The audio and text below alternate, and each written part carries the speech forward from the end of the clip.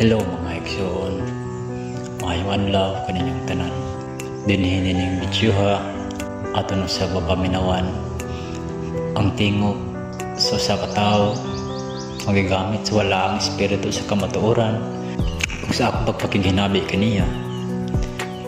Iyang gisaysay kanako kung matuman bagayod ang nasulat sa balaang kasulatan. Kung kining iyang ipanilti kanako, anagayod ka na mabasa sa balaang kasulatan. Anagayod ka na sa otoridad. Kadili mo siya magbuhat-buhat og laing mga sipilanon gawas sa balaang kasulatan. Ug busa mga igsoon, awagon ka na usab ka mo. Sa paminaw sa tingog sa balaang espiritu sa kamatuoran aron kaya alam mo kini kanatong tanan.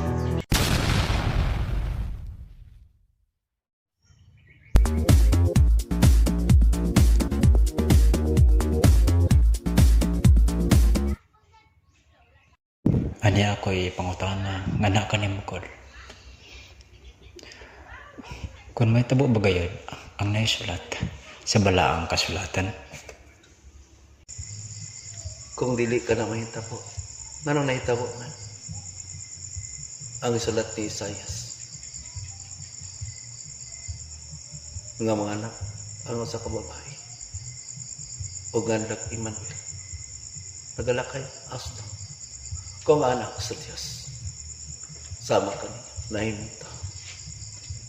Nganong ito man sa balaang kasulatan. Anak ka na sa sulat ni Juan, sa gipadayon, sayang padapos. Ang magdugang sa mga propesya ni ining libro, dugangan ang katalakpan. O ang magkuha, kuhaan ang bahin sa syudad. Maghihisgutan ni ining libro. Tanawa karon ang kalibutan. Balikon ko pagsuntikan ini. Kumupula ang langit sa kabuntagon, kung mudagong, muinon ka mo. Muulan ka. Kumupula ang langit sa kaapunan, muinon ka mo. Mayong panahon. Nga nung akong king, mailang kamubutan sa dagat. Sa panahon, apan dili mantik, budagat sa kalibutan, sa dagat sa kalibutan. Anak ka na. Sa sulat ni Pedro, nagpainamdom nga mubalik siya sa katapusan sa kalibutan. Kung maabot na gani ang mga tao nga magbugal-bugal kaninyo, umuingan. Ingon nga mubalik, wala pa man nangamatay na lang ang among mga katiguangan. Tanawa ka na, di ba nahitabo? Anausap ka na sa sinulat ni San Pablo. Anak ka na sa balaang kasulatan. Kung magbabasa sila ni ini, muhunong na gani ang mga awit o gudyakap inubanan sa ilang pag-inom o pag-awit. Mawala ka na ang katapusan, pagpahinulo sa katapusan sa kalibutan. Mga katalakman, ang tanan na nahitabo ka rin, nahitabo ka na. Anak ka na sa balaang kasulatan. Kung inyo lang ka na sundan ang gibilin, karon ka mo makailang, makasabot ka sa dagat sa kalibutan. Kamu, pila na katuig nga ako nagtudlok ka ninyo. Natipas pa kami. Tanaw sa katapusan. Ang mga tao nga kalibutanon nga magtudlok, dili ka na basahon nila sa katapusan sa ilang gibasa gikan sa uluhan. Kay maigot man sila niini. Bisag basa ang mga pari. Gibadlong na kaniadto. Sulat ni Malakyas. Kung basahon nila kana, human. Apan ang ilang gibasa, katulamang gisultian sila ng katungdanan. Apan ang naas sa katapusan, gituis nila. May pinalabis sa pagpanagro. Wala ka na nila gibasa. Gisulat ka na ni Osias. Ang sutya. Anaasap ni Mikiyas.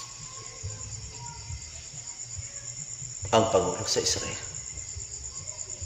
Kaniadto gibadlong sila kay magbuhat magbagong kasabutan harong konkreto ug nahitabo usab karon kung pamalandungan lang nila kana pag-ayaw. Apan sultihan ko ka sama sa kagingon ang gusto ka na dapit ka na ang dili gusto makigpato kay magpadayon ka ang daot sa pagkadautan apan katunay ko nga mangita gid siya magpukli ug mahimo maalaman ang tanan ana ka na sa balang kasulatan busa paglipay ka kung adunay mga tao makig-away makigbingkil ka ninyo kay bisan kani si Paraon gipagahin ang katong mga kain gipagahin haron mailan ang mga tao ang makaupsan ang tanan ana ka na sa balaang kasulatan gisumbingay usab na ko kana pagsulti sulayon man gani ang bulawan sa kalayo unsa pa ka nga dako kay ang ganti kaninyo busa bulahan ka mga kapas bulahan ka kidaw-daw bulahan ka maging nagbuang nga magsulti sa balaang kasulatan bulahan ka mga malaktayan bulahan ka mga nagahilakar o bulahan ang mga masakitan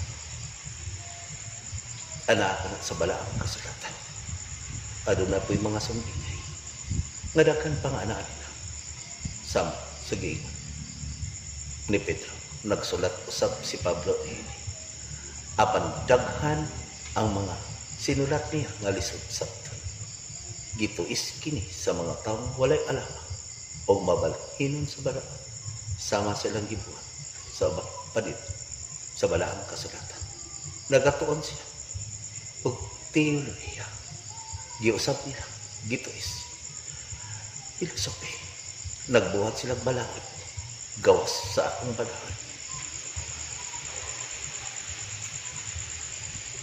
nakainong baka sa mga buhat sa apostoles kinsa si Pablo kani adto si Pablo mao si Saulo mamamatay ta ang tanan nga nagawa bahin kanako nagatudlo iyang pamatyon apan tungod sa espiritu nimbalik siya kanako iyang gitapakan gihuligan kay mga mawawaliman ni adto sa Hebreo Tesalonica ug daghan pag iyang giadtuan mao kana nagasulat siya kay gipreso man sa siya nakabalo ba kamo kinsa ang nagpreso kanila ang ako gipangita karon aduna kay susama ni Josue anak na sa balaang kasulatan si Josue lintab sa aksanan ana-ana karon ang espiritu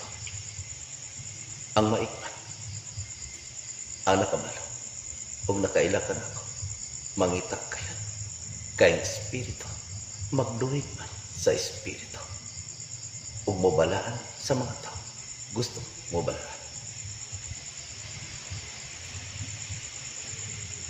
pagitaon na sa Dios ang iyang mga karnero makaharong ka sila sa anak sa tao inigabak na sa panahon ana-ana kay kaniadto pa ang mga mini na propeta mga antikristo nag-ingat nga sila Kristo apan ang ilalim binuhatan wala nagasibo sa ilang sinultihan panid-an niyo ka na panid-an niyo ka na di ba na ka na sa balaang kasulatan kung adunay nagsulti nga siya Diyos na panid-in ninyo o si sa suta kung nagiyabang pinulungan sibok ba sa iyang pinuhatan may tabok din ka na walay na sulat nga dili may tabok kung dili ka mo matinumanon ka na